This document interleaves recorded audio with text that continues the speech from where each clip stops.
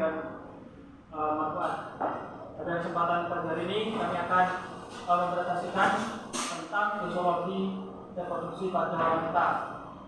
Untuk mempermudah waktu langsung saja akan dibacakan materinya oleh saudara Sarul Muhakim.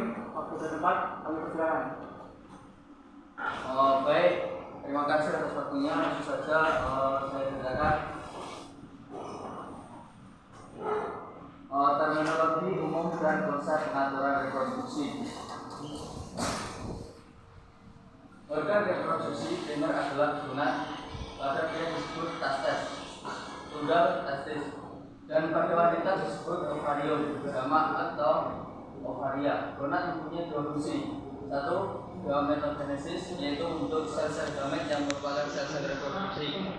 Pada pria bentuk spermatozoa atau tunggal spermatozoon atau sering disingkat menjadi sperma. Pada wanita membentuk ova atau tunggal ovum. Dua, mensekresikan hormon-hormon lain tersebut yang disebut sebagai hormon seks. Pada pria hormon seks adalah testosteron, sedangkan pada wanita ada dua macam, yaitu estradiol dan progesteron. Untuk hormon-hormon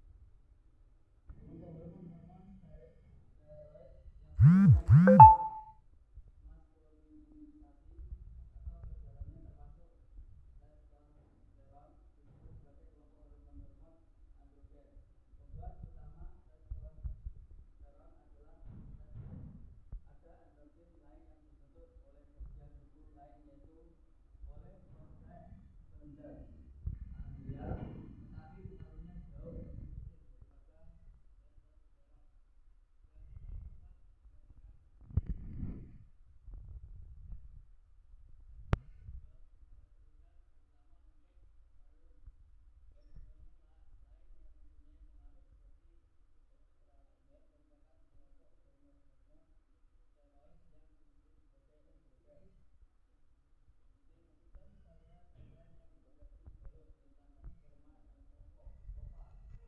dalam kelengkapannya atau sel organ disebut sebagai organ reproduksi pelengkap. Fungsi reproduksi diatur oleh serangkaian hormon-hormon.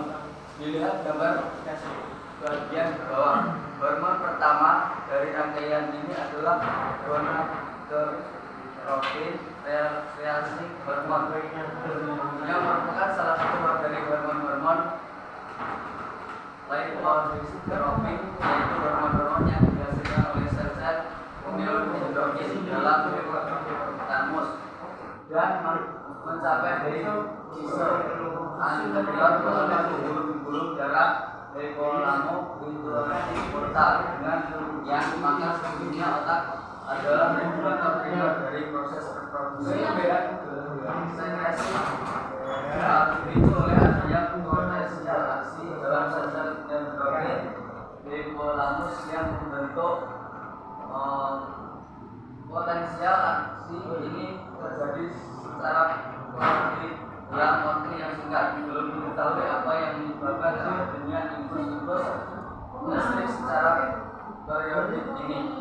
Di hiposphi anterior merangsang pengeluaran gonadotropin yang terdiri dari polise stimulating hormon dan melakukan hormon. Kedua proses hormon ini yang diproduksi oleh satu tip sel hipofise yang diberi nama berdasarkan pengaruhnya terhadap sistem reproduksi wanita. Tetapi struktur molekulnya pada wanita ini adalah sama. Kedua hormon ini secara bersama-sama bekerja terhadap gonad dengan menghasilkan proses gametogenesis dan sekresi hormon seks. Selanjutnya seks hormon memberikan pengaruh terhadap saluran bagian sistem reproduksi. Terdapat gonad di sendiri serta di bagian. Sebagai akibat dari perubahan besar dalam jumlah dan pola sekresi hormon-hormon, seksi reproduksi sangat berubah sepanjang hidup seperti satu ini. Satu, selama stunting awal yang dimulai dari 2 bulan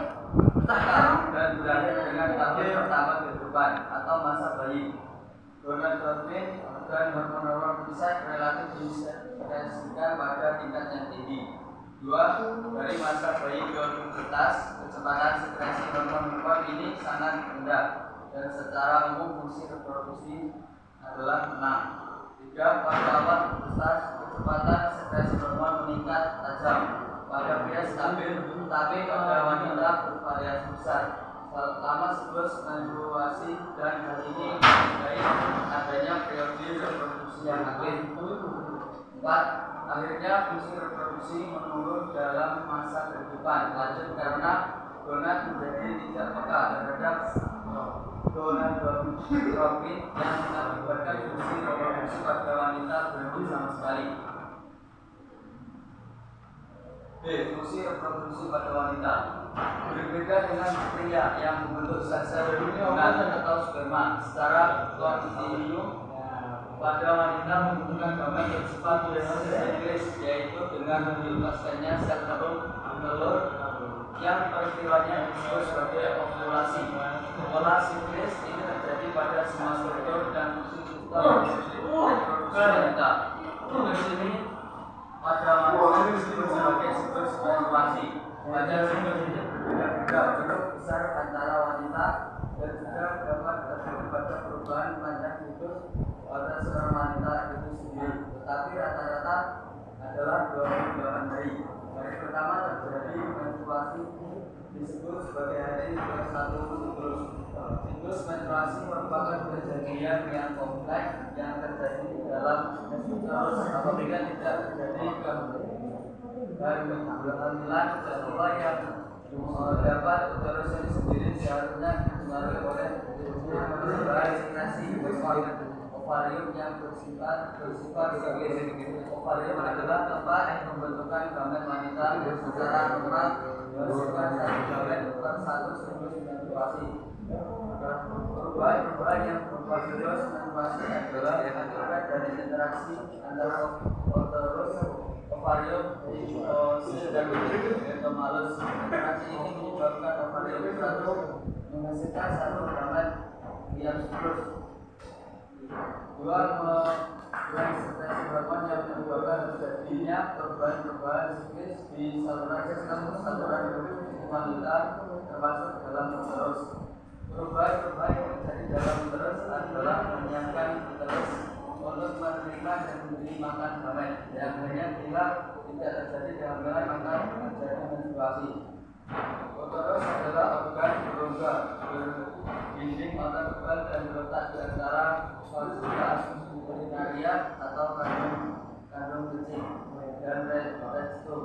Uterus adalah tempat terjadinya pergerakan menstruasi dan tempat bertumbuhnya fetus pada kehamilan.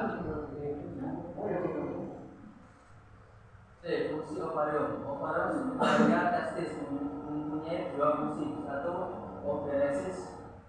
Produknya adalah gamet yang dalam hal ini adalah ovum. 2. Sekresi seks hormon steroid wanita, estrogen dan progesteron, dan hormon ketiga inhibin. Sebelum ovulasi, fungsi gametogenik dan endokrin terjadi pada satu struktur, yaitu di folikel. Setelah ovulasi, folikel yang sudah tidak mengandung ovum berubah menjadi korpus luteum yang mempunyai sifat endokrin. Pada pria, gametogenesis dan sekresi seks hormon steroid dalam testis terjadi pada tempat yang berbeda, yaitu tubulin veri yang merupakan tempat gametogenesis, bahkan sel-sel Leydig atau disebut juga sel-sel endotelial yang terletak dalam jaringan antara tubulin veri adalah tempat sekresi hormon testosteron.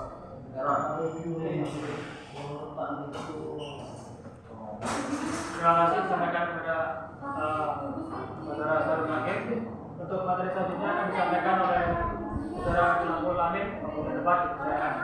Terima kasih. Saya akan mengajukan tentang materi dari Sarul Hakim.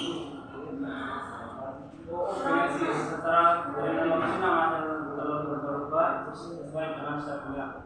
Untuk mengenai dan saja sel telur berubah tadi stadium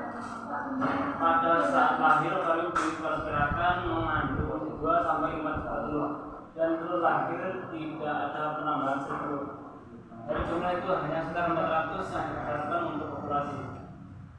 Yang lain akan mengalami degenerasi dan hampir seluruhnya habis pada usia 60 tahun. Dalam hubungan dengan hal ini perlu diperlukan bahwa sel telur dioperasikan dekat pada usia 60 tahun ini menyebabkan cacat tertentu pada anak yang akan datang karena adanya perubahan penuaan dalam sel telur.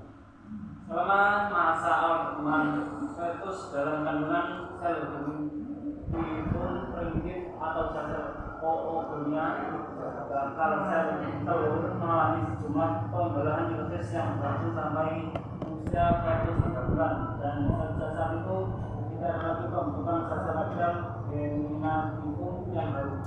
Maka fetus oogonia berkembang menjadi oocytemer yang dia memulai pembelahan meiotik pertama dengan mengadakan DNA.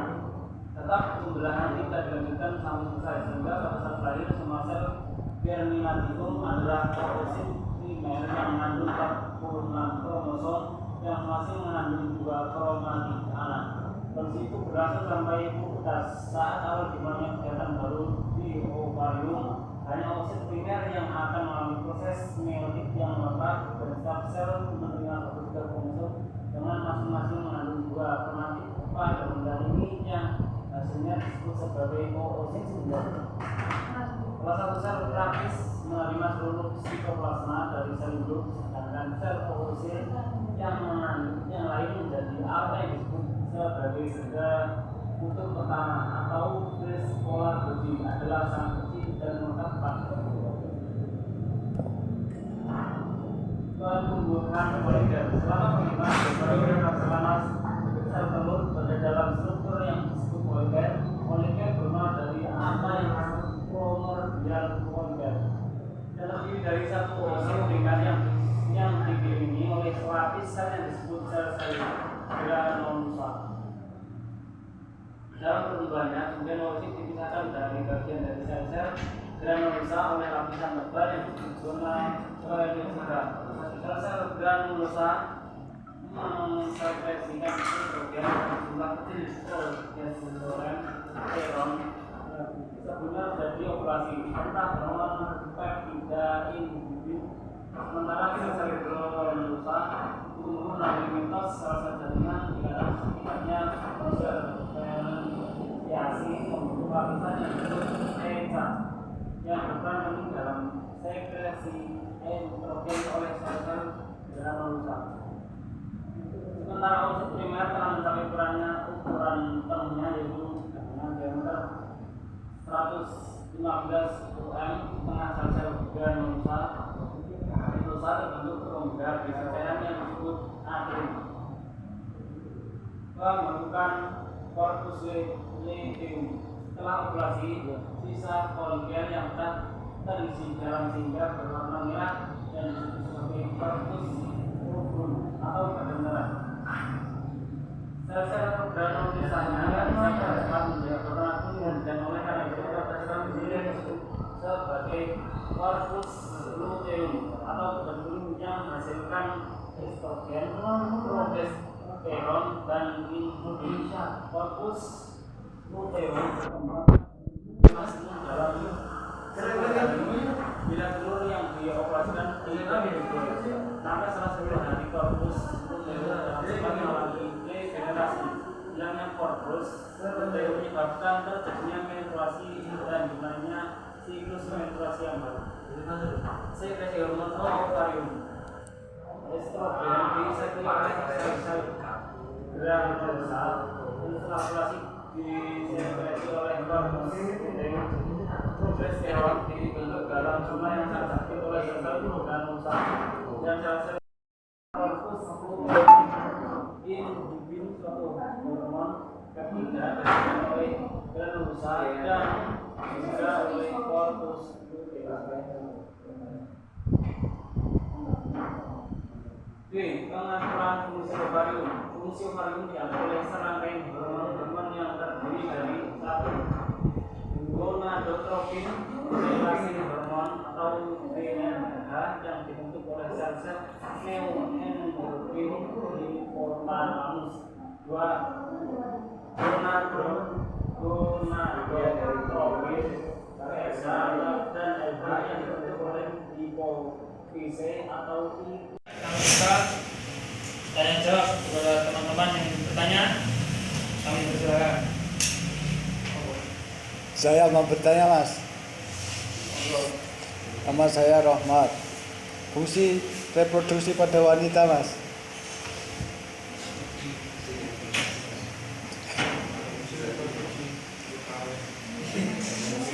Terima kasih kepada Mas Rahmat untuk pertanyaannya. Untuk selanjutnya mungkin ada yang lagi yang akan bertanya. Tidak ada. Terima kasih untuk Mas Marfuad, silakan untuk dijawab. Saya akan menjawab dari Mas Rahmat. Fungsi reproduksi pada wanita itu untuk menyimpan dan menyalurkan sperma untuk membuat sel telur. Siap. Terima kasih jawabannya. Terima kasih Mas Rahmat. Yang lain ada yang tanya? Cukup. Cukup. Kesimpulannya ialah wanita akan mengalami tahap-tahap perkembangan reproduksi berupa menstruasi, kehamilan, sinium, dan lain sebagainya. Olahraga dan aktivitas fisik lain secara umum dapat mempengaruhi fisiologi reproduksi pada wanita. Khususnya olahraga dengan intensitas sedang sangat dianjurkan untuk mendukung fungsi fisiologi reproduksi seorang wanita. Dan sedangkan olahraga dengan intensitas yang sangat tinggi itu akan menghambat atau mengganggu fungsi reproduksi seorang wanita. Terima kasih untuk semuanya. Mungkin